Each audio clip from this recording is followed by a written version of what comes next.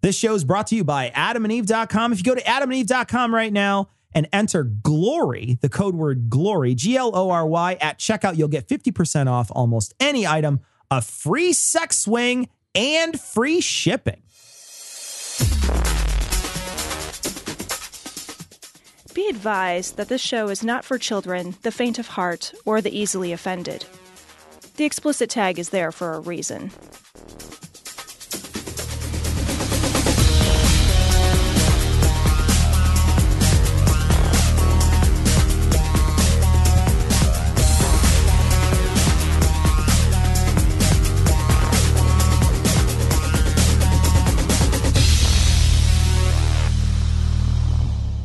Recording live from Glory Hole Studios in Chicago, this is Cognitive Dissonance. Every episode we blast anyone who gets in our way. We bring critical thinking, skepticism, and irreverence to any topic that makes the news, makes it big, or makes us mad. It's skeptical, it's political, and there is no welcome at. This is episode 372. 2 fingers were held up to help me out with that. I appreciate it. 2. Appreciate it. I'm here for we've been doing a lot of recording back to back. No kidding, right? I don't know what goes where at this point. Where the glory hole, I'm not sure where to stick it. It's confusing. Yeah. But we are joined today at the glory hole in person. Anytime, I have to say, anytime we get somebody live. Yeah. At the glory hole, that's not you, because at this point, no offense here. I get it. But I always know who's on the other side. It's that distinguishing mark. It's the distinguishing odor. That you can tell. That's the thing. That's it too. I can through the wall. I know it's you, buddy. We are joined by Drew. I'm already forgotten how to pronounce your last name. Then it probably doesn't really matter. But it does, because you're an author and you want to pimp your book, and people need to Google that shit. Yeah. So it's not phonetic, though. So it's really aggressively not. No. Yeah, wholeheartedly agree. But Bekius, I suppose. Bekius. All right. Yeah, something. So, Drew, thank you for joining us here at the Glory Hole. You are the author of Rise and Fall of Faith, a God to Godless story for Christians and atheists. You are also the co-president of the Freedom from Religion Foundation. And no, it said that would be Dan Barker of the Freedom from Religion Dan Foundation. Barker would skin me alive. Oh, about the authors. Forgive me. That's okay. That's okay. So you are also the creator of humanistcoach.com and board president at the Clergy Project. Ah, there we go. There we go. Yeah. And gentlemen, if I read it properly. What a pleasure it is to sit on this side of the glory hole wall with you. Or are we on opposite walls? I don't know. We're all on the same wall. That's disappointing, though. Yeah. Are we inside the glory hole, or are we just trying to picture what my role is? And there's a verb, too, that we're missing, I think, somewhere. But we're always missing the verb. That's the problem. It's the action word, and we never get that one. It's just we're a bunch of nouns in a verbless world, my friend. That's terrible. So, Drew, I want to start out by, because I was reading your bio, and I was just floored. You used to be a pastor, an evangelical pastor. Oh, fucking yeah. Okay. Oh, shit, yeah. So what I want to know before we even get into the book, what I want to know is, how do you get from evangelical pastor to sitting in a fucking glory hole? That's you. You finished the question. It's a perfect question. I mean, I feel like he's used to kneeling. Yeah. So, I mean, there are some things that get you. It's like I'm the one who stands. Cross training. Get it? It's a shit. Supplication is just in the DNA at this point. So evangelical, what form or format of evangelical? Yeah, absolutely. So started off on the more mainstream and centered within evangelicalism. It can be kind of a big camp, whatever. There's a lot of diversity in it. So more just kind of your typical kind of what may appear cheese ball, whatever, evangelicalism. Like Hell House style? Not so much, not like that. So you've got fundamentalism, which is way more rightward. Evangelicalism generally, or at least how we would have defined it, is a little bit more moderate, a little bit more rational, a little bit more tempered. All right. 6,000-year-old Earth or no? Yes. Well, not always. It depends. Okay. What about you? Were you a 6,000-year-old Earth guy? Or were you going 7.5? Yeah. I kind of took more. I took more of wait and see poetic. Yeah, kind of more, you know what I said, how I took it by the time I was a lead pastor, senior pastor, whatever. So, and by then I was on the more progressive end of evangelicalism. Evangelicalism still defined, more centered on that idea of whatever the Bible says and whatever it intends to communicate is actual truth. Okay. God-inspired truth. Sure. But in how we how we interpreted that, it was a little bit more progressively. And so we kind of took full freedom there. At least I did. So, I mean, when you talk about the age of the earth and whatnot, my position would have been Genesis 1 and 2, or at least Genesis 1 was intended to be taken more poetically. Okay. So I'm not, and I was the kind of pastor who willingly and often said, I don't exactly know and I don't need to know. I'm comfortable with gray. I'm not a black and white kind of guy. And I would teach and all of that, that kind of perspective. And so I'd say Genesis 1, who the hell really knows what exactly it's saying? But however God created the earth, he did it. He may have used evolution. He may not have. Whatever he did it. And that's really what Genesis 1 is trying to tell us in poetic form. How did you get into pastorism? Pastoring. Pasteurization. Yeah. How did you become pasteurized? Sheep and shit out in the field, right? Yeah. How did you become pasteurized? That's my. They put me in this big milking tank, and they just kept swirling the shit till I was pasteurized. Like, did you grow up wanting to do this work? Was this something that you just? Yeah. Tell me about your process getting there before we move away from it. Yeah, absolutely. So I grew up central, rural Minnesota. That's gross. Absolutely. And non-pasteurized. So we're out there. My grandfather was a dairy farmer, by the way. So really pasteurizing shit. Oh, yeah, absolutely. That's not how I became a pastor though. But so small town. Junior. It's very pastoral up there, though. Just saying. Yes. Landscape. Well, we had a cow. You're milking this for all it's worth. I'm just saying. One time I was trapped out in the pasture. Thanks, Garrison Keeler. Jesus Christ. $5 million. We had a pasture with a cow, just one cow at a time, though, and we would butcher it, and that would provide enough beef for 2 years, and then we'd get another cow and butcher that. And anyway, moving on. Fuck. He's trying to. I'm trying. I'm trying so fucking hard. All right. Hard as glory hole. Okay. All right.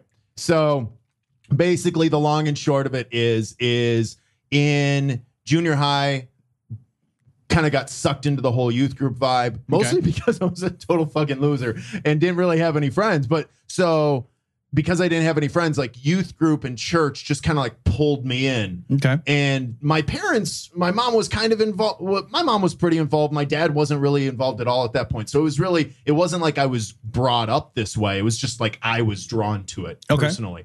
And then in the summer before my high school year, our youth group took this trip to DC to go to this conference put on by this group called Youth for Christ. And they did this peer evangelism super conference, they called it, where they brought in teenagers from all over the nation, and just sort of the whole idea was to give you the training and the resources. It was an 8-day conference, and to give you the training and resources you needed to win the world for Christ. And first of all, starting off with just like filling you with the kind of Jesus excitement you would need to really even want to give a shit enough to carry. What's that like? Like, were you all in at that point? Like, or were you just trying to get lit? Wasn't. At that point, like I went into the conference going just like, I just want to go and have a vacation from my parents. Yeah, that's what I mean. Yeah, right. Absolutely. That's all I wanted. Go, you meet girls, you hang out, right, whatever. Exactly. It's fine. But then over and over. Standard conference stuff. It's fine. Shit. Throw lesbians around, whatever needs to happen. It doesn't matter. Fuck.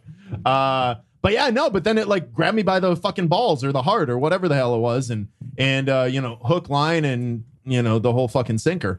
And so I left there and I was just like on fire. They pump you full of music and rock bands, Christian rock bands and all that, and pull your heart into it. And I jumped on board the Jesus train. I rode that thing hard as long as I could. And but so I left there. So then in high school, I come back, and that year in high school, I start. I begin like this ministry initiative in my high school. I start doing prayer groups and Bible studies in my high school. I start doing, then the next year, start doing like worship services in my high school, all this shit. And so then it just became clear, like, well, I need to go on and become a pastor. This is what I want to do. So you figured this shit out in high school? Like in high school. Okay. Well, at first it was I want to do church? like youth ministry. So it was, it was Baptist. Okay. So Baptist General Conference was the specific Baptist because there's so fucking many of them. So if you know, like John, you're a Baptist. You're at this point are you thinking about becoming a pastor at this point? Like this is sort of like percolating in your head. And what does that entail? Like, do you have to go to like school? That was going to be my question. Yeah. How much Moody Bible Institute or something? Or I might have went to the Moody Bible Institute. Did you? Yeah. So, so my 10th grade year. Did you slam your door and be like, you don't know me? Because Moody. Like, no, it's a different Moody. Oh, yeah. Different. Took me a moment. But yeah. Nobody understands me here. Different kind of Moody. I'm so pissed. And now I'm so sad. And now fuck all of you.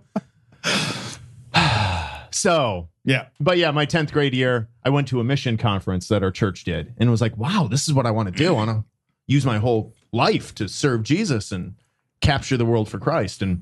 But then quickly it was like, well, I want to do youth ministry. I want to like be a youth pastor and do like cool shit with teenagers. I was a teenager. So of course that's what I wanted to do as a profession. And and that's what I went to Moody for. My 10th grade year, my senior pastor at that church, he was like, hey, you should check out this place called Moody. They just like do miracles and transform people into miracle workers. You need to go there. I didn't know what it was. So I'm like, okay, well then I'll apply. And it was the only college I applied to. I got in. And so is it hard to get into? Yeah. Is it Moody I don't mean this shitty. Like I'm genuinely curious. Like, because I don't know at all how any of this works. I didn't grow up religious. Like, is it a challenging curriculum? Is it challenging to get into? Or are they just like, holy shit, somebody wants to do this work and they're excited. We just want young, excited people. We'll take them and their money. Like, which is it? Or is it a combination? I'm just curious how that works. It's kind of a combination of the two. So, academically, is it as rigorous? You would get a mix of perspectives. So, which I suppose is probably the case with any college, with anything. But so like, at Moody, you'd have students who transferred in from other universities and they're like, whoa, they take this shit so much more seriously here. And they provide so much fucking busy work and all this shit. And one time, Joe Stoll, who was our president at the time, he got up and he's like, okay, so we just want you all to know, like, we're testing you here. The Lord is testing you. Our goal is to give you so much fucking work. He didn't say fucking, but, that was the idea. To give you so much work that you have to choose between whether or not you really want to work hard enough to have an A or whether or not you want to prioritize God above that. And so what do you want most? Like, it was kind of like, do you want to have like a full life that is centered around Jesus? Or do you want to have a life that is so focused on study that in order to get A's? And so it was kind of like, whatever. They just, snowed you with stuff. I have more, like, do you major in pasteurization? Yeah. So homogenization, I think is what they call it. So it's so weird. We just study Louis Pasteur the whole time. It's crazy. Like, I know that guy like the back of my hand. Like, is that what you major in, or do you major in like English lit, or like do you major in like regular? I mean, you know what I mean? Like, I just don't know. I don't know any of this that's works. Great. So in order to be a pastor, really, it all depends on your denomination. Right. So some denominations are much more structured. You have to go to that denomination school, and getting your seminary education is all tied into you're getting your ordinations, and you have to be ordained to get a church. And, it's very structured and all to the book. With the more free-flowing denominations like Baptist, Pentecostal, things like that. So for me, it's much more open. Are they the snake much jugglers? more open. Are they? They can be. Okay. Usually not. Sometimes. But there's like a small segment that are. Snake juggle. Yeah, absolutely. Like in a circus and shit. Because church is like a circus and shit. So, but yeah, so basically like within kind of the Baptist movement, which the whole idea is each church is autonomous. No one if you're a Baptist church, no overseeing body, no one at all has the right to tell you how to do your shit. Oh, You're really? fully on your own. That's what Baptist, and that's why they can franchise. Yeah, absolutely, and that's why it can vary so widely, all the way from Westboro Baptist Church, where they're fucking insane and picketing funerals, all the way to groups that are much more moderate and what we would don't stone gays. You're saying that don't stone gays or even pro-gay marriage. Do they Really? get gays Yeah. stoned? Is that an Depends. option? Okay. I just, But yeah, opposite so, like, ends of the spectrum. You had this whole thing like when during Obama's first run, there was kind of this rise of what was called the evangelical left, which it was, they were mostly Democratic voters. They were pro-social justice. And yet they also believed that the Bible was the inspired word of God. But they translated it in more progressive ways. And they just all voted Trump, right? Yeah. I haven't heard anything about the evangelical left lately. Fuck. But, I got to ask a question. Yeah. So, like, many people, when they believe because they had a reason to believe. It wasn't just that they wound up hearing it from their parents or whatever. That, like, not only did they hear it from their parents, but then they also had moments in their life that reinforced their belief. Miracles, things, crazy shit that happened to them. You were going to be a pastor. So my question is, was there some crazy shit in your life? Like, was there a thing that you thought was a miracle that ever happened to you before? Yeah, an inspired that experience. Inspired, yeah, something that. Yeah. Nothing that I would have called a miracle. But yeah, I mean, I regularly saw God working in my life. What was that like? Like, explain that, because I'm not, so I don't know what that would even entail. Yeah, absolutely. So he comes by and he vacuums. He just, I would like he that. wipes down the tables. You know what? Can he fucking move the couch and get the goddamn socks out from so underneath? dirty in here. So dirty.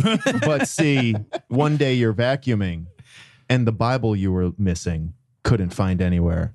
You found it under the couch while you were vacuuming.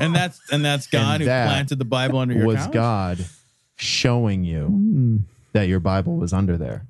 Or I that think you you're a should pretty vacuum bad more? Christian if you left your Bible under the couch. I feel like if you misplace your Bible, man. Is that? But I mean, it's stuff like that. Yeah. I mean, it's just simple. Yeah, super simple stuff. I tried to stay away from. I worked really hard at not over spiritualizing shit like that. So I was leery of shit like that. I encouraged others to kind of be leery of that. Like, listen, you found your Bible under the couch, not because you were praying and God performed a divine miracle, but because you lost it under the couch and now you found it. Just like you also found your fucking pen. Right. So that was more, I would like to, maybe others would disagree, but I think I was a little bit more of a rationally minded Christian and pastor. But yeah, things like that. So I mean, like, kind of, the beginning stages of my faith, as my faith was forming, there were like sort of these kind of big prayers that I prayed that all of a sudden, like, I look back and I'm like, wow, like, that actually happened. This was kind of a big thing. So maybe that was God that answered it, So like, we talk about that conference, that Pure Evangelism conference. So, and I also mentioned that, like, I didn't have any friends when I was in junior high. And so, or at least not, I don't know, whatever. Not what I wanted anyway. And none of them were girls. Yeah, well, that's true too. But I can relate. So before I'm going to the conference, like, I'm getting ready for the conference, and I read over this brochure, and it's promising it's going to, like, transform your faith and, just put you on fire for Jesus and all this shit, which is a good thing. On fire with Satan is bad, but on fire for Jesus is good. Gotcha. It depends on why you're on fire. Yeah. I feel like it's also a different part of your body. Like, you know what I mean? Like, it's on just fire your for hands. Satan is always Uranus. Right. It's Every all time. It's weird because I just get that after Mexican food. I was gonna say, like, those scorpion peppers or whatever. That was Indian the food devil's sometimes. work. Yeah. Well, Depends. Sometimes it's worth it. Yeah. What are you gonna do? Yes. Fuck, Roll your windows down. Whatever. When the shit feels really good, it's just a good fucking shit, Yeah, So where you I mean, like that's want the to kind of weigh thing. yourself after, like, I think I Right? lost You're like, weight. oh my Yeah. God. Yeah. You like It's like- high five your wife? You're like, Come, look, see what I did. I can fit in my suit. You come out and check your vertical. You're just like, holy shit. Really? Holy shit. All right, I don't even know anymore. At the Pure Evangelism Conference. Oh, yeah. So Which is different than the Pure Evangelism. That's a racist one. although, That's not to be. well, at the Pure Evangelism Conference, there was a purity rally That's disgusting. where we guys- declared ourselves to stay virgin until we were married. Which you guys which put- I did, by the way, winning. Did you guys put like your rings you really? together and be I like, did. form of a virgin? Like, is that? Oh, wait, that's all of us. Forget it. Right. I don't even know. But no. So leading up to this conference, I I would had have this gotten married like at fucking 17. Yeah. I'd have been like, I'd have whatever got it married. takes. I'd have got married Yeah. at 13 and a half. I'd have fucking engagement rings like fucking bling. I make it rain with those fucking things. Catch matter. one. Who catches one? But that's why you get married when you're fucking 20 years old. That's and I'm joking for around, real. like, for real. Yeah. I got married when I was 20. Is it because Yeah, right? because I want to fucking fuck. Why the fuck would you get married? I don't know. I don't know. I feel a lot of pressure right now. Is this Why would you get married, damn Get it? on your knee. What the Get fuck? on your knee. Was your wife evangelical too? Yes. Okay. And I actually, in high school, led her to place her trust in Jesus. I led her to the Jesus train. Wow. Oh, Yes.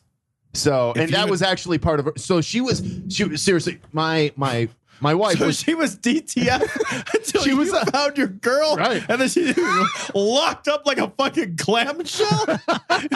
she was the hottest girl in school. She You're was the the worst hottest at girl in this, school. Drew. In yearbook, for our yearbook, she was voted to, you know, the yearbook Hall of Yeah. Fame where you vote on shit. Yeah, most likely. So she was voted 2 things. Most likely too. I have some really. Go ahead. Yeah, No, go right. ahead. She was No, go voted ahead. class flirt and most secretly desired for a date.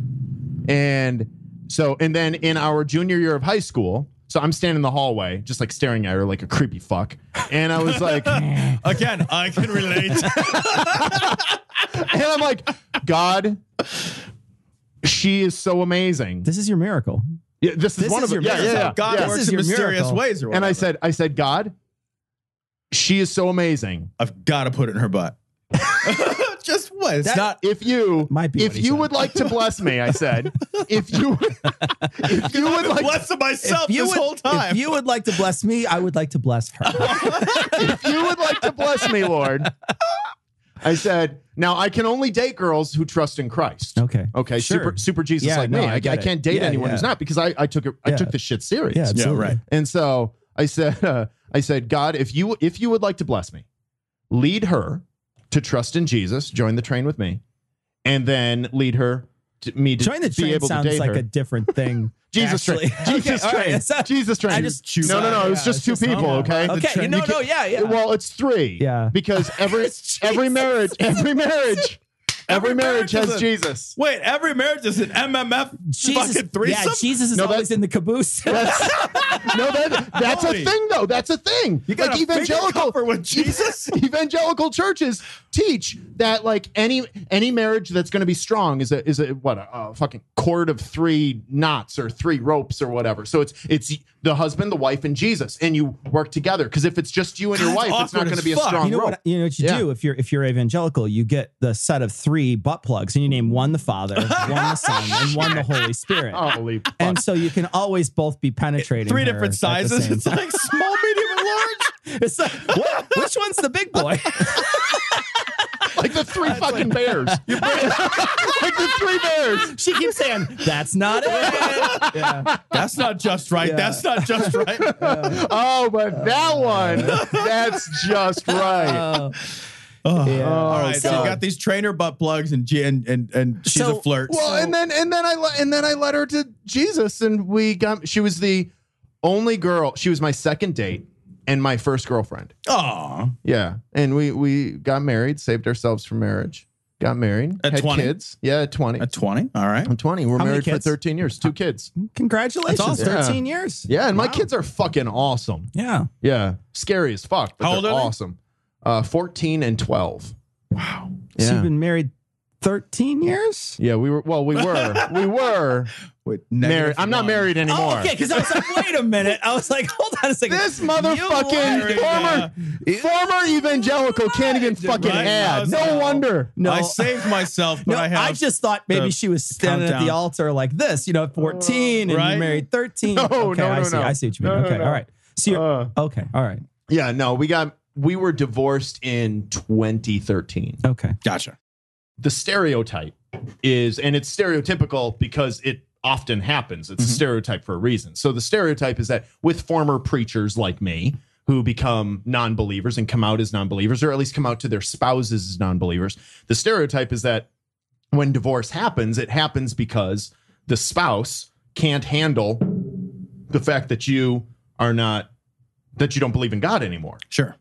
And so it's actually a thing where you know, it's like you broke your vows because your wedding vows were made before God. They were built on the foundation of God. I mean, it's in a church. Right. It's filled with prayers. Like they are literally your marriage from a Christian perspective with a Christian. I mean, obviously, if you don't have a Christian wedding, it's different. But so the mindset is your wedding was performed. It was built on a covenant with God, and now you don't believe in God. So you have no longer believing, you've ripped out the foundation. So the marriage is now no longer valid, and the still believing spouse has an obligation to divorce and leave you. What? Yes. Now that's more fundamentalist. Most more moderate evangelicals. I have to do that, but I don't want to. So I'm just don't even think about it that way. Yeah, right. You know. So,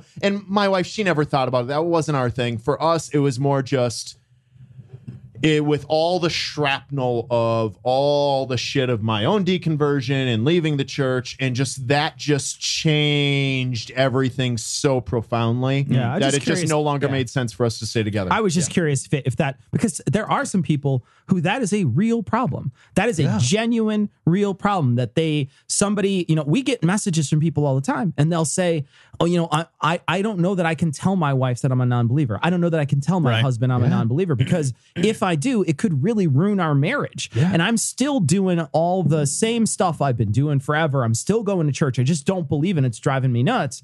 And, you know, what do you say to that person? You know, they're in love with someone, but that other person, that love's conditional. That love is conditional on whether or not they're still a believer. Absolutely. And it's crazy. It's a bad situation to be in. So we run into that all the time. I'm just curious if it, you know. So a good friend of mine, Dave, and he's at the Clergy Project, serves on the board with us and everything. And so, Dave came from a more fundamentalist background than I did. And so his wife stayed with him. But when he came out, you know, just to family, at first privately, you know, to them, that I'm no longer a believer. That's why I'm not pastoring anymore. His grown children, stood up and said, okay, well, you know, this means we can't associate with you anymore. Holy shit. His kids? Yeah. And you don't have a covenant with your kids, Bill, do you? But the more fundamentalist, more like far rightward, side tradition, there you have to fucking. It's almost like you know, like Jehovah's Witnesses and shit, where like they got to like shun you, disfellowship. And shit? So it's like that. So they're like, since you don't believe in God anymore, like we have to shun you. You're not allowed. And that sucks too, because if they would have done that when they were younger, he wouldn't have to pay child support. Right? You know what I mean? Like that's bullshit. Like fucking shun me when you're young. That way I don't have to put you through college. You little shit. Right? But all of a sudden my Tuesdays and Thursdays free right up. Sorry. But so he hasn't seen his grandkids in years. So like his grown children don't let him see his grandkids. Jeez. He saves a lot on grandchildren gifts though, you know. Right? Christmas is cheaper. I'm looking for you guys downside. and your fucking humor. Always laughing about shit. This is shit, damn it. Nothing's that serious.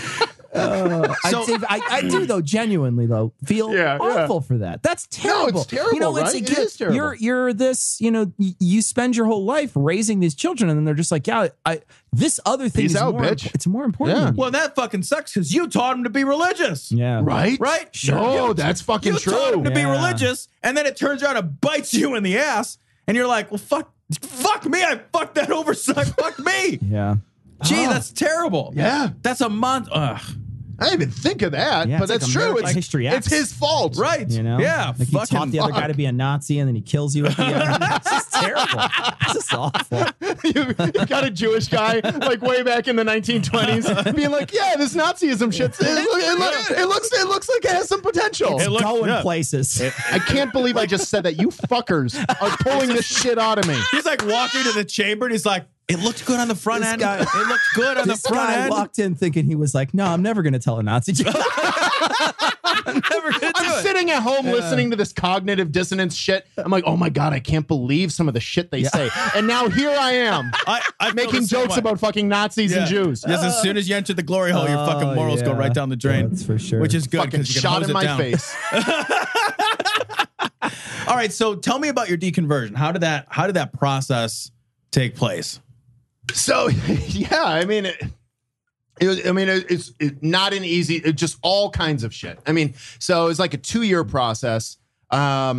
where, it begins, as an evangelical whose faith, whose everything, your moral, your morality, your sense of ethics, like everything. And I was all the way. I was all the way hard. Your day job, your morning, every single thing you're doing is revolving around this. But it was all centered not just on ministry or on church or even on faith in God. It was everything was rooted specifically in the Bible.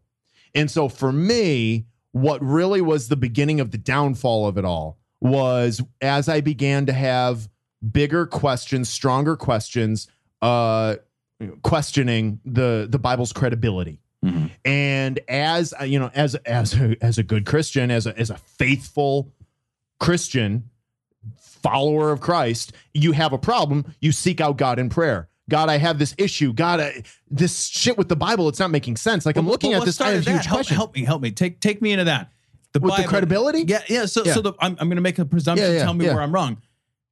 Not your first rodeo with the Bible. No. Right? No. Real familiarity with it, comfort level with it. You know it. You're teaching it. This is the way, the truth, the life, light. I don't know which it is. You're on this thing, right? Yeah. It's life. So what changed that? I know. So what changed? We looked it up like a week ago. Trading in the flashlight for the flashlight. Anyway, yeah. So, yeah, I get it then. I get it then. No, actually, asked and answered. It's a good trade. So why was it all of a sudden? I would trade every flashlight I own. Be in the dark forever. I don't care. If I've got a flashlight, I'd prefer to be in the dark. Are you kidding me? I don't know. I don't want to look at that shit. I'm in that room. Well, who says I got to use the flashlight alone?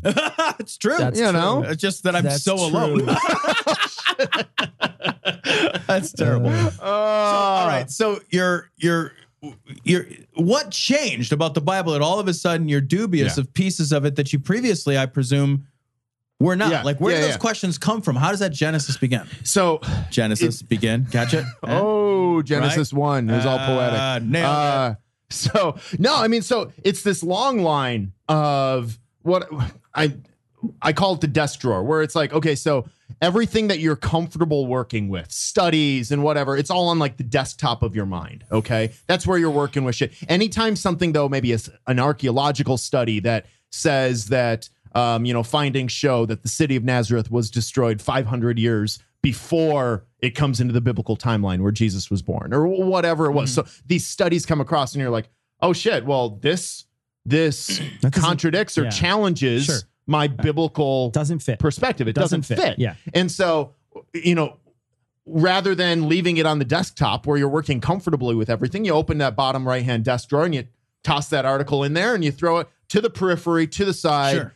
And the idea is not that it doesn't matter, but that, well, for now it doesn't make sense. It doesn't fit. So, but I trust God that, one day when he wants it to make sense, he'll make it make sense. Or another study will come along that will validate the biblical perspective and disqualify this study. They're eventually going to find Noah's Ark on the mountaintop. Exactly. Or whatever, Eventually they'll find another study by another guy to disqualify this one. So for now, I set it to the side, to the periphery, and I don't worry about it in that bottom right-hand desk drawer. And so just, over years of just every time that happens, you just throw it down there, you throw it down there, you throw it down there. And, I can't say exactly what study it was, but eventually it's like you open the desk drawer to throw one more article down there or one more critique against the Bible down there. And then you go to slam it shut and it doesn't slam shut. It's like all of a sudden, and then you look down and it's like, and then the shit's just overflowing. And you're like, oh my God, like there's all this shit that I've shoved to the side. Sure. That doesn't make sense. And now it's like before I just wasn't paying attention to it. Now all of a sudden I'm looking at it like all together collectively. And it just, wow, this is overwhelming critique. That's interesting because for some people it's the exact opposite. It's like one moment, right? Yeah. There's a moment, but yours was more gradual building until it finally overwhelmed you. But it's mostly, for there's some people out there that are just like, there's a moment where they're like, holy shit, this doesn't make any sense. Yeah. And the thing that strikes me about that analogy is that it has to really matter to you that you are always trying to be intellectually honest. So the only way that your breakdown happens is if you're really trying all the time to believe true things and to be intellectually honest, right? Yeah. Because the easier thing, and I think for a lot of people, and I think there's a lot of studies that bear this out, you know, there are few things easier than to compartmentalize the things that we don't like, to put them in that drawer, and to just forget them, to be okay with them. In fact, I know there's studies that say, like, the more challenging something is to you, the more it reinforces dearly held beliefs, right? Mm-hmm. And I don't remember what it's called, but it's got some catchy name I can't recall. But yeah, I think the only thing that breaks that down is that if more important than those defense mechanisms, those psychological defense mechanisms, is intellectual honesty. Mm-hmm. So it strikes me as interesting that there had to be that moment where it's like, fuck, yeah, I'm going to break down my sense of honesty and integrity is in question if I don't address this. Does that seem in keeping with your experience? Absolutely. So I was raised, so I had this fiery fundamentalist grandfather who was like he wasn't Baptist. He hated, well, maybe not hated Baptist, but he was kind of anti-Baptist for whatever reason. But he had very much that Baptist independent spirit. Okay. I have the Spirit of God in me, and nobody, the Spirit of God within me, which teaches me truth, and nobody can correct that because I have a pipeline to God, and nobody can supersede that. And so he taught me from the moment I was young. Is your grandfather sell food buckets? Right? I know a guy. Oh, serious. Direct you know what? He was probably a big fan of those who did sell. Really? Yeah, really? Those buckets. Yeah, absolutely. Absolutely. But anyway, but so like for me, like I would, from the time I was little, raised to seek truth above all else. Nothing matters. Seek truth over authority, because I was regularly told church leaders often fuck shit up. Church leaders, they don't know everything just because they have their fancy degrees. Kind of an anti-intellectualism from him, very much so. Okay. And so it's just because they have fancy degrees, just because some moronic board put them in a place of leadership, doesn't mean that they know truth. And from the Bible alone is truth. Seek truth above all else. And so eventually, fast forward years, I come to a point where I'm going, well, wait a minute. What if in my pursuit of truth, I begin to realize that, it's not even in the Bible either. Sure. And since I had years, a couple decades worth of just inputting in me, it doesn't matter if your family cuts you out. And he would tell me that. Truth before family, truth before community, truth before everything. Truth is more important than anything else you can ever do. And so that was instilled in me from the time I was young. And so it just made sense then once I began to see that truth was beyond the Bible. Well, I've been instructed my whole life to seek truth over everything, even family. So of course I did. You've got a story called The Bible is the Truth, right? Yeah. And truth before everything else. Yeah. And then at some point, the Bible and truth are no longer reconcilable. And so you've got a crossroads. Yeah. You got that crossroads. And for you, truth wins out.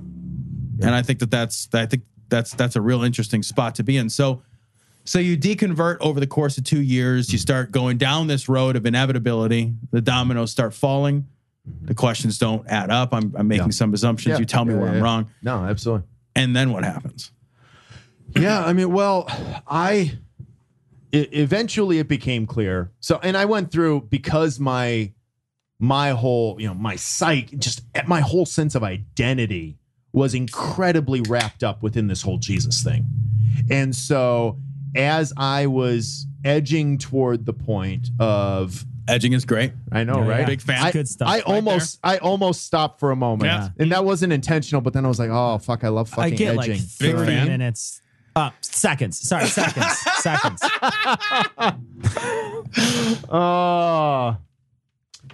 So that's embarrassing. Well, I mean, when you're edging with Jesus, since he is the third of the three in your marriage. Yeah, that's weird. That's part's real weird. Is that kind of creepy? You look up, you're like, I keep looking behind. You good too, bro? How's you that? good? No. How's that? So Holy there Ghost?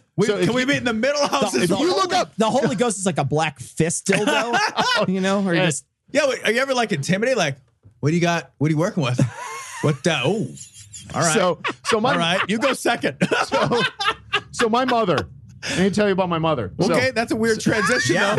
I'm just saying, Drew, we don't know each other, but this segue makes me feel a little uncomfortable. So my parents are awesome. They're both very much still Christian believers, very much so. Okay, and a lot of this has kind of broken their heart. But I'm not from the more fundamentalist tradition where you cut them off. No, I'm from the more moderate evangelical where, well, no, you continue to love them. You know, you still pray that God will save them. They believe I'm going to hell if nothing changes. Right. So they still pray for me that I won't go to hell, that I'll come back and all that. But they're super like, they try and be supportive. They work so hard at it. Seriously, my parents are fucking amazing. And so my mom, like, she listens to like the podcasts I'm on and things like that. So I'm telling her, This one? Mom, Don't listen to you this don't, one. You don't, Mom, you don't listen to this Mom, one. This one. Drew's mom. This one- I'm so sorry. Drew is a real nice young man. Drew's mom. Drew's mom. Nice boy. Drew's mom. Drew's mom. This is for you. Are you single? Drew's mom. You imagine? This guy's like, I never will tell her. I will never tell her. I will never say it. I won't even, like they like there was somebody beating him nearly to death. He's like, I'll never say I was on that show. I'll never admit it. I'll never admit Here's it. the thing is, I haven't told her yet not to listen. She could be listening right fucking now. I haven't told her yet. So we have to catch her. Better catch her. Catch her before it airs. It airs on Monday. You have 3 days. It's like fucking 48 hours. It's like ticking down. First 48, right? Like, because I'll tell But you you what. know, somebody's going to send a clip or something to my mom and be like, you really have to hear what he said. Well, Tom, the swing is still in effect. Well, I would go so far as to say that this show is in full swing.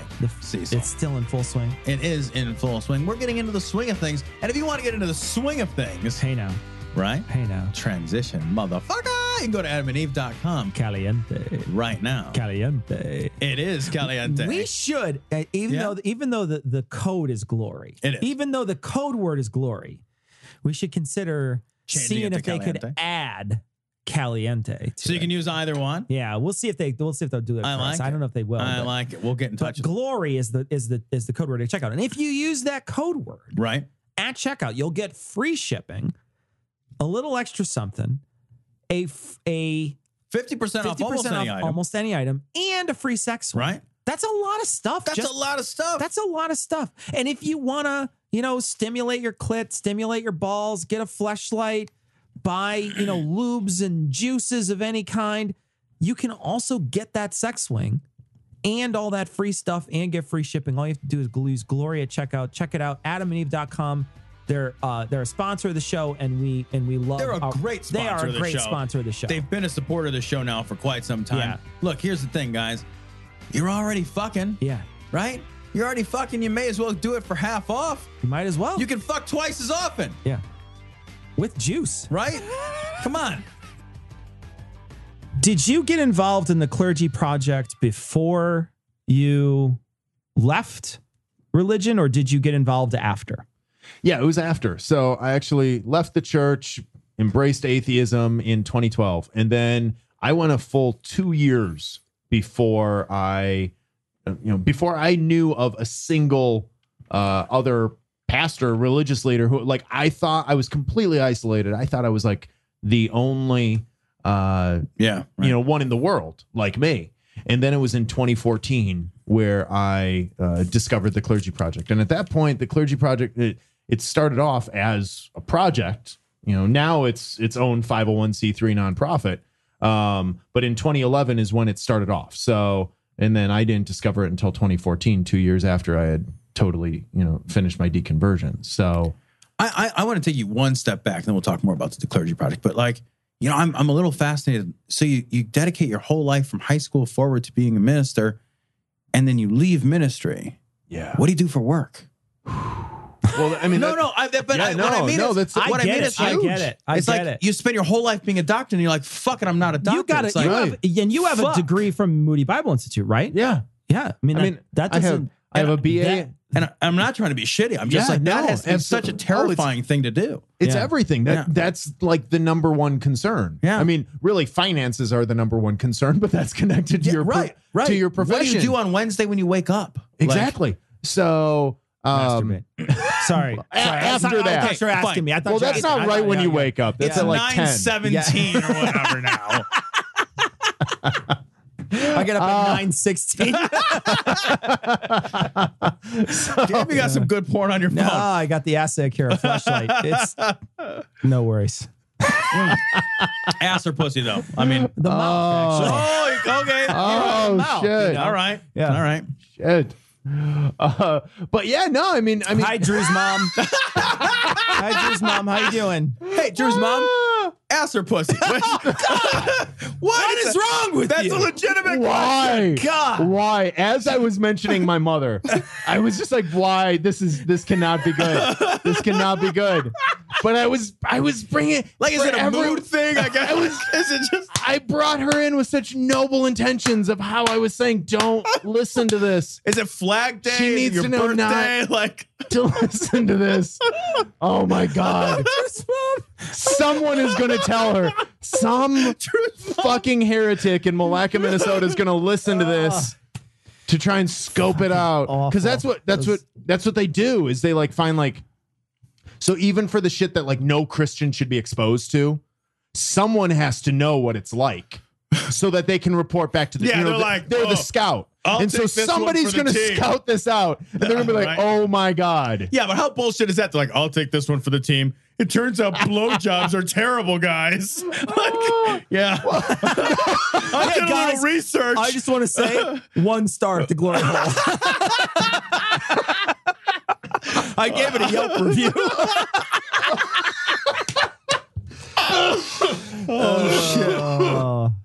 Yeah, I will say the Glory Holes in Minnesota are about 2 stars. Yep. They're about Tops. 2 stars. Tops. All the guys have beards.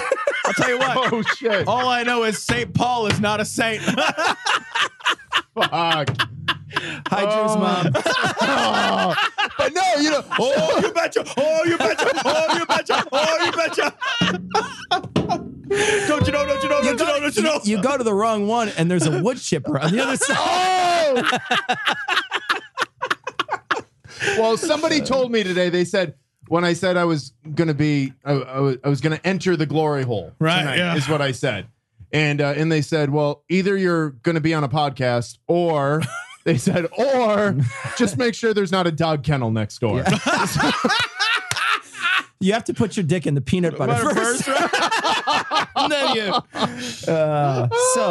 So anyway. So what work? Let's go back to work. I don't know why you got distracted. Yeah. I don't know. Something about fucking peanut butter and I don't know. with the dog. So, I don't know yeah. if your mom likes it in the ass, but we'll go. Oh, I just come on. accept It's it. my mother. Jesus. My mother. What the fuck is wrong with you? What's wrong My with you? mother. So much stuff. So many You things are wrong sick with me. bastard. She does. Just go slow. It's fine.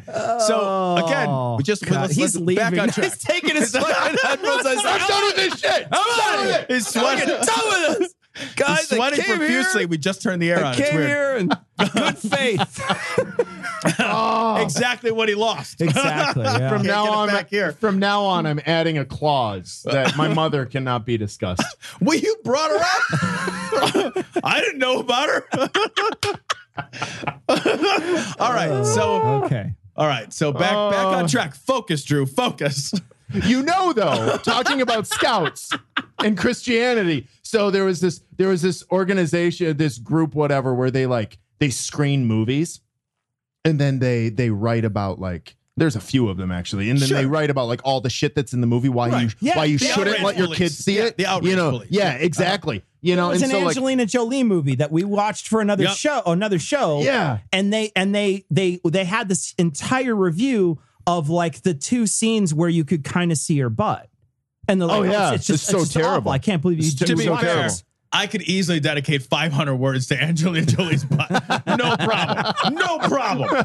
All adjectives. Do you go with the Holy Ghost on that one? I don't know. You know, like, is it the Holy Ghost or anyway? Yeah. But no, but like A lot of verbs. So I A lot of talked with verbs. this guy this one time J.A. where that was his role. His role was, and he saw himself as, at least he presented himself Right. as someone who sacrificed, you know, and was willing to I guess I'll endure look at Angelina Jolie's to watch butt. all these horrible movies. God, I hate So that movies so and much. It's to the worst expose ever, his guys. mind to all this terrible filth You walk in and for she's the just good of banging the on church. walls. It's like a fucking sprinkler, that guy. Okay, honey, I gotta go to work. It's Sunday. I gotta go to work, you grateful bitch. Fuck me. So for work, careers. So you leave ministry, and then you're like, hey, I got a degree in telling people shit that's not true. Right. so I mean, sales and marketing. I had 2 degrees. So I had you asked earlier about like what my degree was or something like that. So it was I had a BA in pastoral studies. Okay. From Moody, and then I had an MDiv from Master of Divinity at seminary, which is an MDiv. You don't have to feel embarrassed. I have an English lit degree. It's fine. We can all feel the same shit. Yeah. It's fine. It's fine. Totally fucking useless. So how's that continental philosophy for you, buddy? All right. So you have education. I mean, so right, exactly. It's totally fucking worthless. So, but no, what I did though, for me, I worked out during grad school. In addition to pastoring, I was also waiting on tables. Okay. And so with the first, I was at 2 churches. The second church I was the lead pastor. I was full time. The first church, I was like a staff pastor, and I was part time. Okay. And so I did that part time while I also waited on tables full time at a downtown steakhouse. I got a crazy question. Oh, shit. What is it? What does that pay? We'll edit this out. What does a pastor pay? I can edit it out, but We'll what edit is it? this out. What is Yeah, it no, pay? I have it's no fine. idea. Yeah. Super curious. The average, and you don't have to edit this out, but yeah, the average pastor in the U.S. makes $30,000 to $35,000 a year.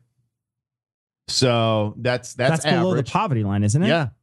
I mean, I don't know if it is or not, but I think 25 is or something. Well, and when you look it think up. about how, I mean, the more fundamentalist you skew, the more likely you are to have, more kids.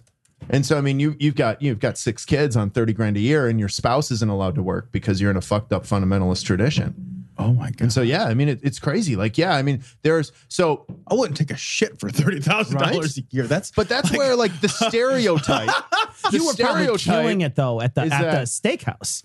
You're probably getting as much money at the steakhouse as you were as a pastor. When I was at the steakhouse and I was at the church, that first church part time. Yeah. I mean, what I brought in at tips at the steakhouse was 3 times what I eventually made as lead pastor of the second church. 3 times just in tips. I have no doubt of that. Yeah. I have no doubt. Yeah. That's crazy. Yeah. It's so cheap. And that's the way it is. Now, I mean, they'll throw in though other things that you wouldn't normally get. Get yourself like a fucking gold-plated helicopter or whatever. Should have been prosperity. If God got to tell you, like, if I'm gonna fucking make some shit up, that's gonna be prosperity gospel. I want to fucking. I know. I know that you had good intentions the whole time. Yeah, no, but I mean, really though, like, I mean, if you get to a point where you realize it's all bullshit. What are your options? What do you want to do?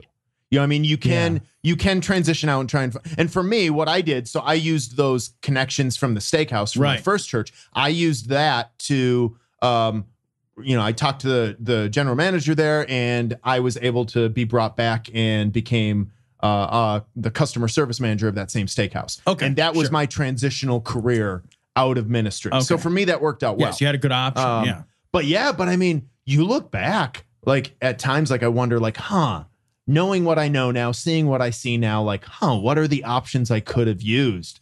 And yeah, I mean, don't fuck around. Like, honestly, I loved being a pastor. Like, I loved it. I actually think it sounds like a great job, and I don't mean that. I think it sounds like a great job. You're doing positive things. Yeah. I mean, all the supernaturalist bullshit aside, you are doing incredible work especially if you're on the more progressive end of things, social justice, community initiatives, which I was. I mean, we were doing powerful shit. Plus, you get to wake up and give a shit about what you do. Right. Yeah. Hold on, no. Yeah. So I always say this, and we say this on the show all the time. I would probably have a lot more in common with an evangelical who's far left than I would ever have in common with a Republican atheist. We're going to actually have a Republican atheist on next month. Yeah. But really, I think it's gonna be exciting. I think we probably, before you even stopped believing, we probably believed and thought a lot of the same things. Social justice minded. You probably wouldn't have voted for Trump if you were religious. Oh, hell no. No, I voted for Obama both times as a pastor. Yeah, sure. So yeah. You knew he was black though, right? Wait, you know what? Legitimate question. I never actually read the news, so I don't know. I just saw the name Barack, and since Barack is in the Bible, that's why I voted for him. Yeah. Nice. Barack was one of the judges. Was he? Yeah, he was a good guy. Okay. Barack is a positive figure in the Old Testament. Hussein? Not there. Not in the Bible. Not as much. At least not in the Christian one. Is there Hussein in the Quran? Almost certainly is, right? Right? Well, There I don't almost know. have to be. I mean, would there? I mean, I would think so. maybe. Don't they I don't all know. name? Actually, don't like they all like name it? It's like everybody's like Abraham in that religion. Abraham or Muhammad? Muhammad. Yeah, right. Sure. There's a bunch of Muhammads. There's Yeah. a bunch of people named Muhammad. hell yeah. It's like Smith. All Muhammad's kids were Muhammad. Yeah. So let's talk a little bit about your book. You wrote a book. Now, is this about your transition? Because the book is called The Rise and Fall of Faith, a God to Godless story for Christians and atheists. Now, did you write anything about yourself in that book? Did you write anything about your transition in that book? Or is it more a sort of an open, just like, here's how I see it sort of thing? Yeah, absolutely. So it centers, if you will, on my story. So the rise of my faith, the fall of my faith, and then the last part, gotcha, the rise above faith. Okay. So it centers on my story. But myself and others that I kind of brought into the discussion of where, as I'm gaining feedback from others, I said, you know what, let's see if we can do something more than just tell another story. Like, whatever. We all have a fucking story. It's whatever. Here's my fucking story. But it's a good fucking story, okay? But it's just another bullshit story. What can we do that's different? And so what we did, we decided to take this and use it to really foster a bigger discussion. At least that's the idea, to foster a discussion between those of faith and those without. And so it centers on my story, but then we take it in, like, each chapter ends with a series of questions. Some questions are focused towards Christian, evangelical Christians, believers. Others are focused towards atheists and skeptics. Others just towards, people in general. Just seeking to kind of build bridges. It's so easy, for instance, for evangelical Christians to look at atheists and be like, oh, you guys, you have no moral core. You're evil. You're communist. You're whatever. True. Yeah, right? Yeah, accurate. most of it is true. Accurate. But, it's easy for them to look at that and say, like, that, you make all these assumptions. And likewise, then vice versa, for atheists to look at Christians and be like, you're ignorant, you're stupid, you have no ability to rationalize or logic. Again, where am I missing also It's true. But hi, Drew's mom. How you doing? But so I bet she goes butt. Stop it. What? She does. I know. don't me. Like in the shower. Don't embarrass us. That's it. I'm going. He's going now. He's done. Conditioner is a surprisingly He's gentle done. lube. You don't know. You don't know. Stings a little. Not to me.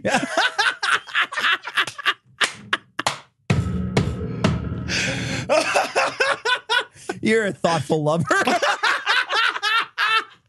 I thought it'd feel good. Oh, fuck. The worst decision ever.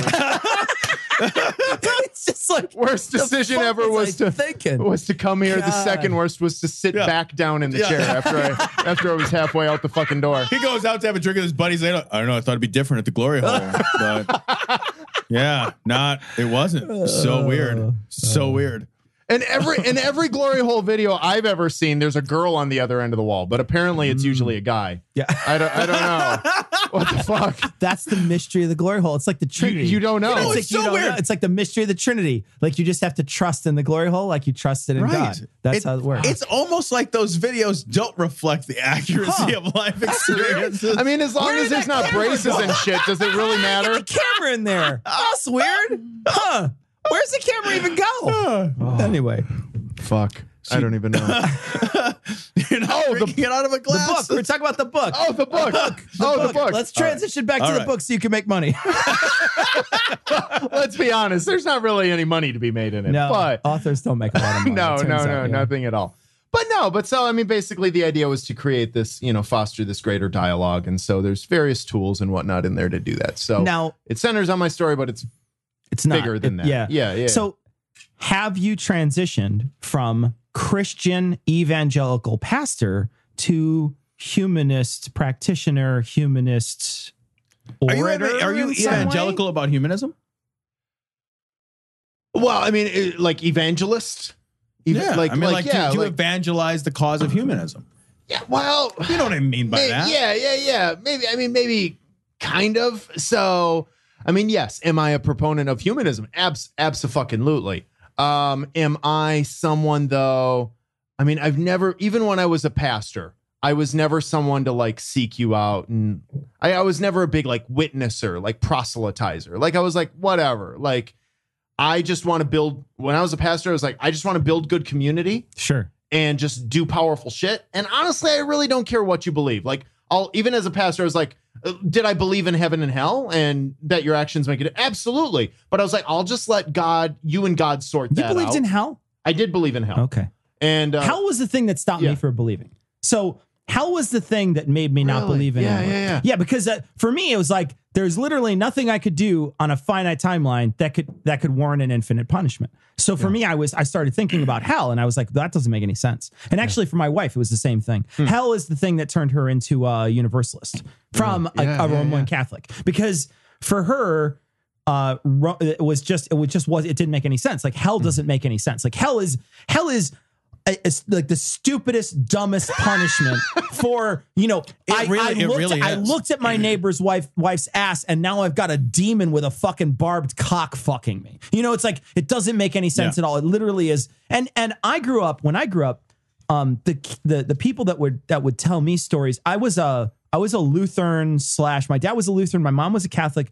We grew up in the Catholic tradition, but the people who influenced me about religion were all not Catholic. They were all born again Christians.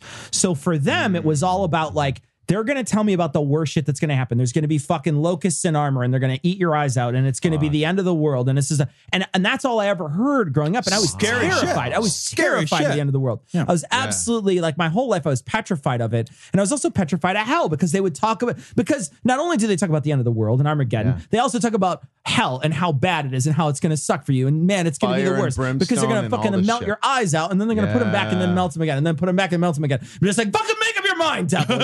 Like fucking torture porn. Exactly. Spiritualized. That's all it is. Absolutely. And so for me, what really broke me of it, there was a death of a dog, which is weird. I don't know. It's weird. A dog died. You always minimize that, but when your pets die, it fucking hurts like a fire. It hurt so much. And it shook me. I was like, because I had said I was an atheist before. Yeah. I was like, I'm an atheist, but I never believed it. I still kind of had this sort of like, because I was hanging out with people that were atheists, and I was like, yeah, I guess I'm an atheist. I don't really know. But when my dog died, I was like, no, I'm a legit atheist now. And this is weird, because I had like, because now there's no more. So how? So connect that dot. Like what with your dog dying? My dog dying confirmed that. Realizing that I was actually going to die. Because all my whole life I had thought I was going to live forever. And there was a moment there that I had forgotten about death. I didn't put those two things together. You're a young kid, so you don't think a lot about death. And then death. How old were you? I was 22. Wait, but so you're 22 and you say like you thought you were going to live you didn't actually think you were going to live forever. So, well, when the thing is I don't know that I was ever really truly an atheist. I had said I was agnostic. I was like, I don't know what the real thing is. And at this point I was looking through all kinds of like Buddhist books and like, where am I? Like, what do I believe? I don't know what I believe yet. And maybe I'll live on forever. Maybe I get reincarnated. But I don't think that this is it. I think that, there's something else. Okay. Yeah. And then the dog dies, and I'm just like, fuck. Like my life just turned upside down. I was like, Did it turn upside down? Yeah. It actually went like this. It twitched twice when it died too. So, but like the idea was, I just keep thinking Will Smith, and my life done flipped. What is it? Is that my life done flipped upside down? Done flip, turn upside down. Yeah. I never watched that show. You don't watch Fresh Prince of Bel-Air? No, I didn't. I missed that show. Well, how do you know how to do the Carlton? I don't know how to do. You know how to do the Carlton? I don't know how to do the fucking Carlton. I don't know it. I literally do the fucking. I don't even know. I don't even know who Carlton is. Oh, we have so much work to do. Okay. All right, so go on. So the dog dies. I'm unconsolable for like 5 months. Like for 5 months of my life, I was in pangs of anxiety that I can't even describe. I was just like, and this, it's almost certainly had to happen to you, right? Like, like the moment you left religion, your brain is like, oh shit, I don't live forever. Holy fuck. I'm gonna die one day, and it's gonna be over forever. This is it. I would love to know about that it. moment of existential realization where you realize, like, oh my God, when I closed my eyes that last time, there's nothing after that. Like, what is that? What was that like? Because you never thought that before. Yeah, your whole I want to life. know about that moment. Your whole I want to know life, about you're that moment. Because for me, it was fucking up. It took me 5 or 6 months to get over that. It still scares me occasionally. It does for me too. Absolutely. You know what I do to get rid of it? I don't think about it. I'm scared because I think that I'm going to experience the experience of not being. Sure. But there's no me and there's no experience. There's no one to receive the experience. Yeah. And so that's how I console myself, is that there's no one to experience the experience. Yeah. And so that lets me set it to the side and be like, okay, what matters is you got to read the Apology. Okay. You got to read Plato's Apology. You got to just read it. It'll be just like Before I Was Born. Yeah. Well, you know what I mean? I think about that too. I think about that too. But I guess the impossible part for me, and again, this doesn't have to live in the show, but the impossible part for me is that I have never not been, for the entirety of the experience of me. Of you. I have been, right? Right. So I don't have an experience called what was it like before I was born. I don't have that experience because there wasn't a me prior to that. So the challenging part is trying to establish the concept in a full and realized way of what it is to not be, because the entirety of my consciousness has been centered around the notion of being. Yeah. Right. I know that that sounded like jibber jabber, but like knowing that there will be, knowing that I don't have to exist forever. Mm-hmm. Like there's not the obligation where I have to exist forever. Like there will be a day where I can just close the fucking door, hang it the fuck up, and just be done. It like is freeing, like in a way. Like as a Christian, I never would have thought that. When I was a Christian, the idea of infinity was kind of terrifying, just in the fact of like just stressful. Like I don't know, like I can't explain it. I'm right with you. There was this anxiety with this idea of infinity, and the fact that like I would just continue, and like maybe part of it was just the idea that like there would never be any rest. Like I could never just be done. Like to me, there's something incredibly restful in knowing that one day I can just be done. Hitch said that. I think Hitch was talking about stuff like that too. Yeah, I don't know. There's a comfort in one day that you'll be done. You know, one of the things that scared the shit out of me when I was a Christian was the heat death of the universe. Because I was never a 6,000 year Christian. I was always a Catholic, and Catholics believe most of science, right? So for me, they're so much more rational. The heat death of the universe, I was like, I'm going to watch everything slow down to near absolute zero. Where am I going to be and what's going to be happening? Like, because like, I mean, because your whole... Can I ask you about that? Because like, don't you think that you're outside the universe at that point? I don't know the answer to the question. I always thought like you're like up on a cloud watching it. I always thought you're just part of the universe. So I never really thought like I was outside of the universe. I always thought the universe heaven is in the universe. Heaven is a part of the universe. And like I could travel wherever I wanted. I could do whatever I wanted. I could be wherever I wanted. That never occurred to me until right this second. So yeah, that was a possibility. Yeah, because I always assumed heaven was another place, like a different dimension or something. Another realm. That there is no physicality to it at all. That it's all magic. Yeah. Like not in a shitty way. I just thought like it's all like a magical place. And there's the physical world and then there's the not physical world, and they don't intersect. There's no intersection between. No, there are definitely some who, some religious traditions where, Christian traditions where it's like an actual part of this physical realm. Yeah. I mean, definitely historically speaking, and as science, brought more information, that kind of whittled down, but there's still groups today where, like they think like there must be like a black hole that leads to heaven, and like an actual physical heaven. Really? And that's where God is. And no, for real. This is blowing this shit is fucking real. Yeah. Like a place. I mean, I don't know the specifics enough to be able to, but it's real. Sufficient technology, you could get there alive?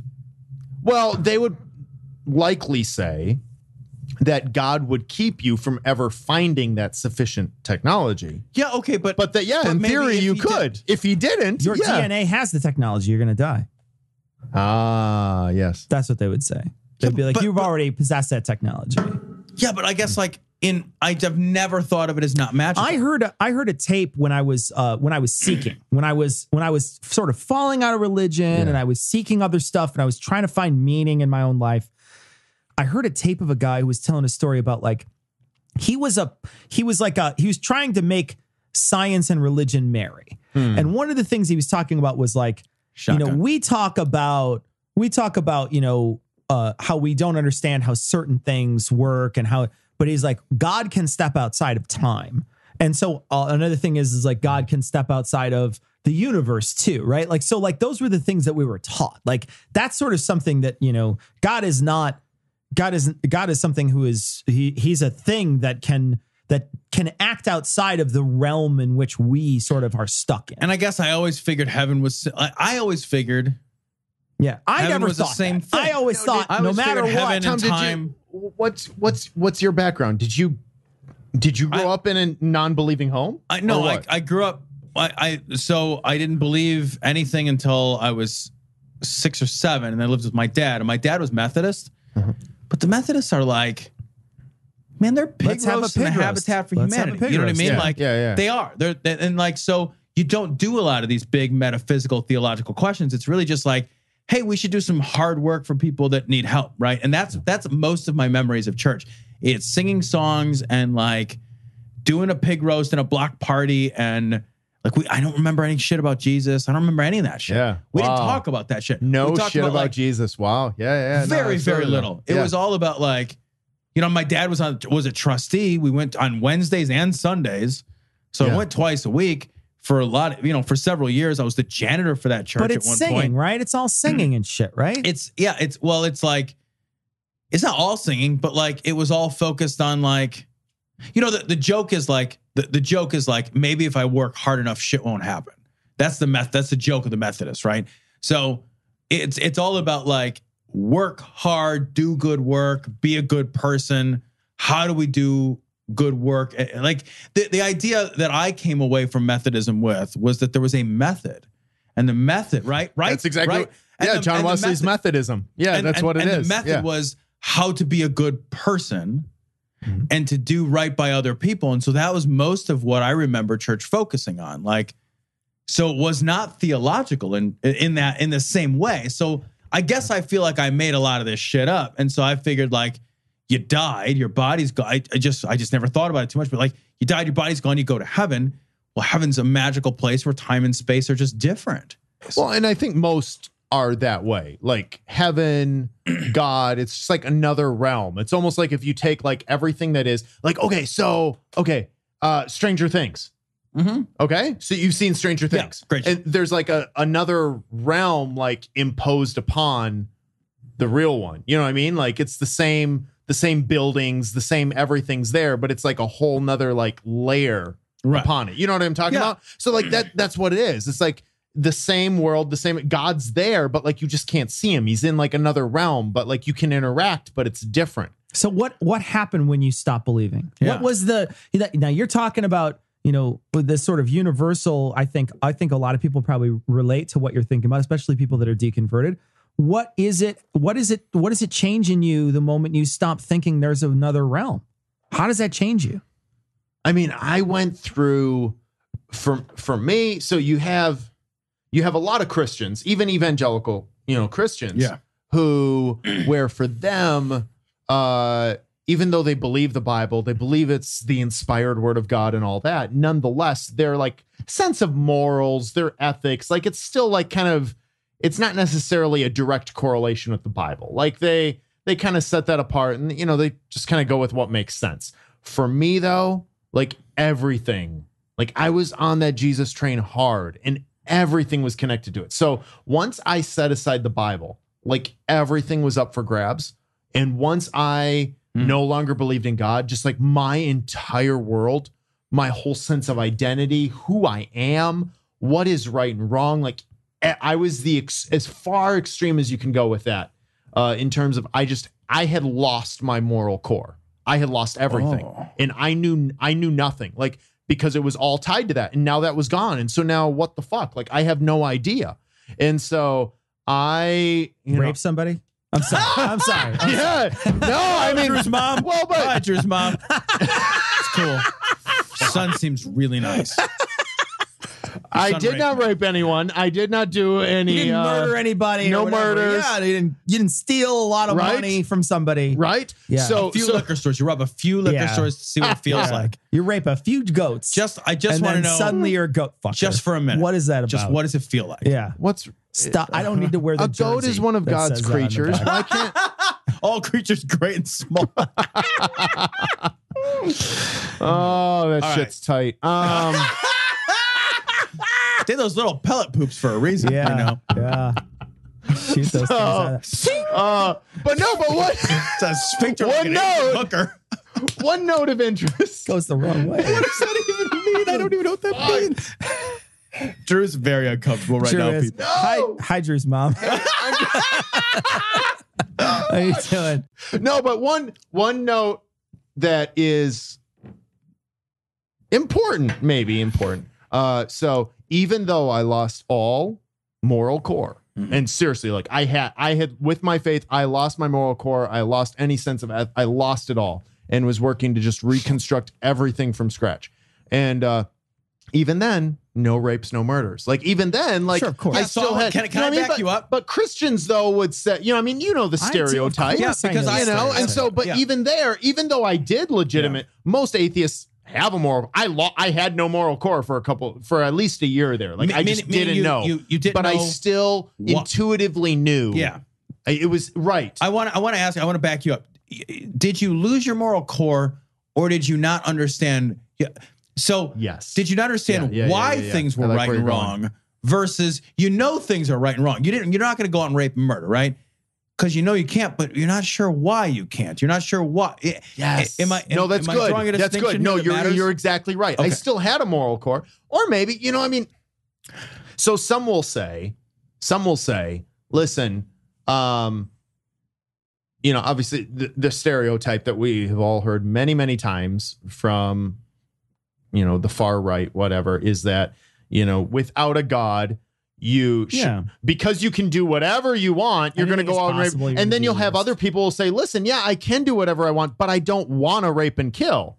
Sure. And so I don't. Yeah. And I mean, so maybe you could say that for me too. Like I did not have a recognizable moral core in that I didn't know what it was. And honestly, I was kind of open to whatever. Like I was just like, honestly, I don't know. Like I really am open to whatever. And part of me kind of wondered if I would become like this terrible, terrible, evil person. Part of me kind of wondered, is that where this is going? Because I was legitimately open to everything. But the important part is that, but I didn't want to rape and kill. But before I became a Christian, or before I left Christianity, I was sort of seeking at a certain time, and I knew this guy who had told me flat out. He said, I would steal from the register here if I knew there wasn't a punishment, if I knew God wasn't watching me. And there are people out there with the exact opposite thought of you that, they would have said, fuck it. If there's nobody watching me, then I'll do whatever I want. And so I think that there's a spectrum. There's clearly a spectrum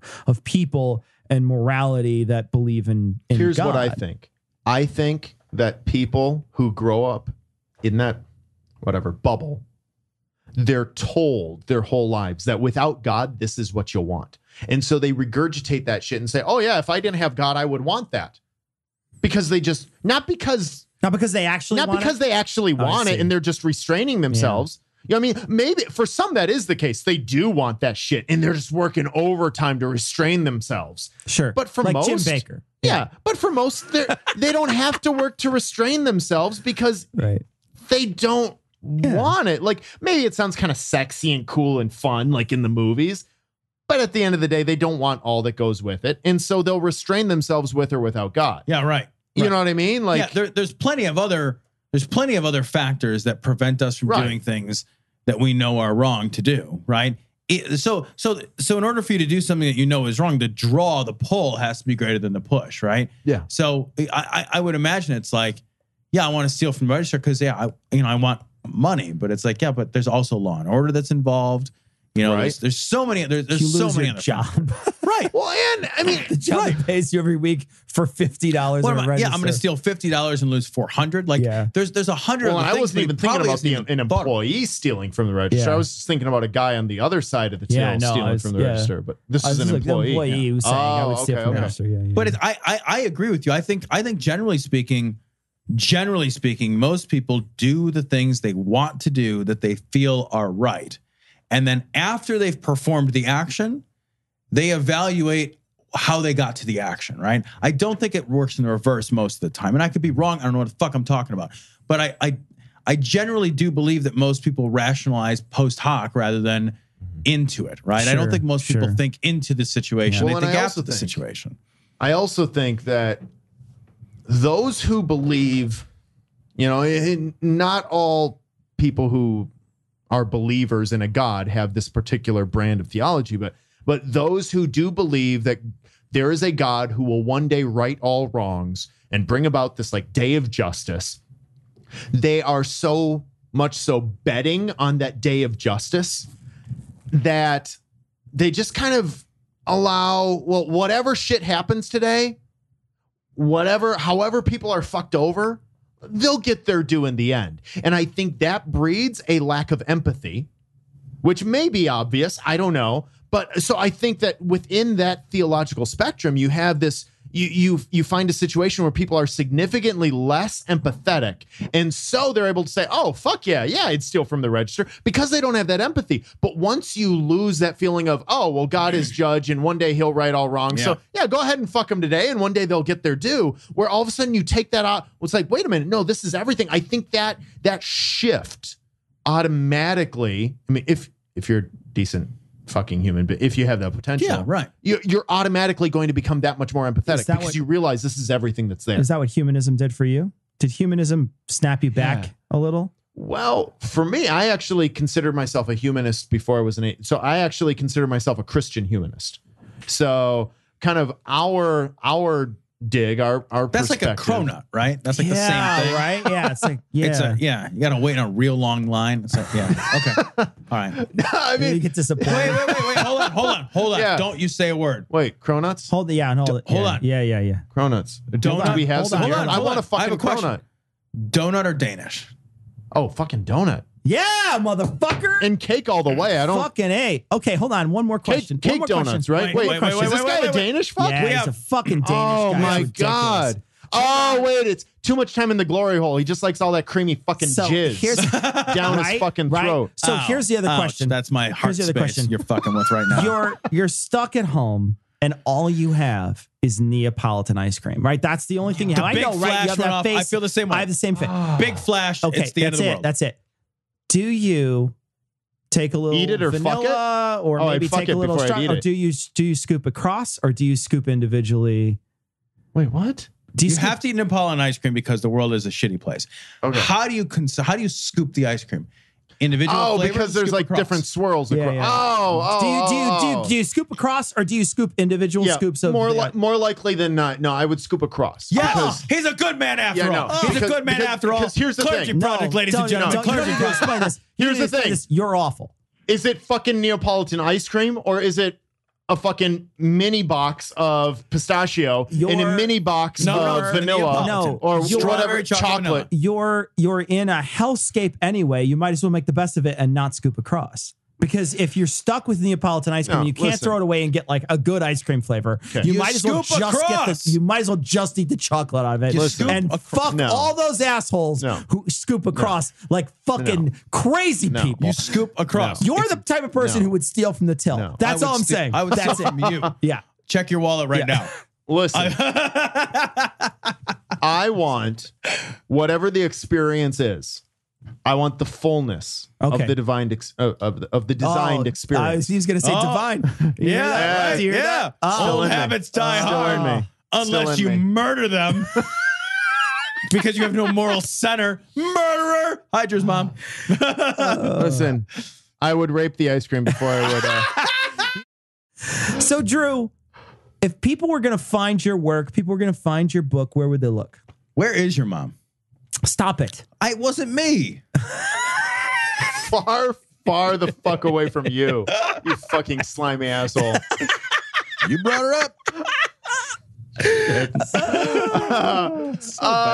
Yeah. So, I mean, where the book is on Amazon, Barnes and Noble, stores, wherever. We'll put a link. We'll put a link in this week's show notes. Cool. But if people are going to find you and the stuff that you do. So, drewbekius.com, just my name, and humanistcoach.com. I think you should spell that last name, man. Spell that last name? Yeah. All right. So the first part is DREW and then BEKIUS.com. Yeah. That's how I would have spelled it too. Yeah. Drew Bekius.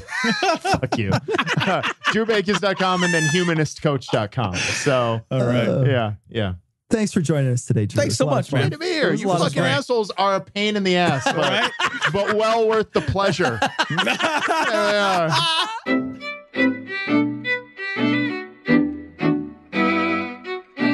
So we want to thank Drew Bekius for joining us today. What a great interview that was. It was a lot of How fun. much Real fun was interesting. that? It's an interesting story. Fun guy to have in studio. Yeah, we're hopefully going to have him on in the future. He really, really interesting, funny guy. And Drew's mom, call me. Call me.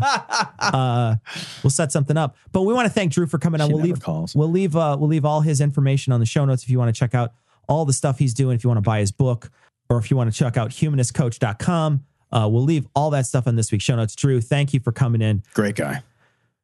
That's going to wrap it up for this week. We're going to leave you like we always do with the Skeptic's Creed. Credulity is not a virtue. It's fortune cookie cutter, mommy issue, hypno-Babylon bullshit. Couched in scientician, double bubble, toil and trouble, pseudo quasi alternative, acupunctuating, pressurized, stereogram, pyramidal, free energy healing, water downward spiral, brain deadpan sales pitch, late night info docutainment. Leo, Pisces, cancer cures, detox, reflex, foot massage, death in towers, tarot cards, psychic healing, crystal balls, Bigfoot, Yeti, aliens, churches, mosques and synagogues, temples, dragons, giant worms, Atlantis, dolphins, truthers, birthers, witches, wizards, vaccine nuts, shaman healers, evangelists, conspiracy, doublespeak, stigmata, nonsense. Expose your sides. Thrust your hands, bloody, evidential, conclusive. Doubt even this.